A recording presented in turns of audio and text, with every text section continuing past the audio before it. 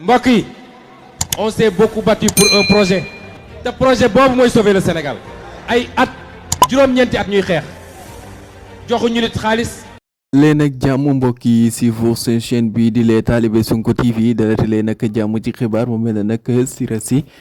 nekk nag ab chronique kër fee nga xam si moo di ca chaîne web moom nag Sira Sy nag moo ngi yëgle daal ki nga xam si ne moom moo di Serigne Mountakha daal moom daal yëgul dara rek ci li nga xamante ne si ne nag moom moo di arrestation wu Ousmane Sonko loolu daal. arrestation bi nga xam si nag def nañ ko Ousmane Sonko daal moom ki nga xam moo di Serigne Mountakha daal yëgu ci dara ndax daal li nga xamante ne si ne nag moom moo di doomam ji sax moom moo ko wax Sira Sy nag moom di wax ne daal Serigne sëpp nag kilifa diine yi nañ yëg jëpp rek ne Ousmane Sonko daal arrêté nañ ko mel na nag am na kilifa yoo xam si ne kii ni Serigne Mountakha daal yëgul woon nag li nga xam moo di arrestation wu Ousmane Sonko bi mu doy wax trop woy leen di abonné. mbokk yi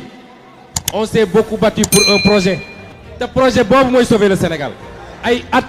juróom-ñeenti at ñuy xeex joxuñu nit xaalis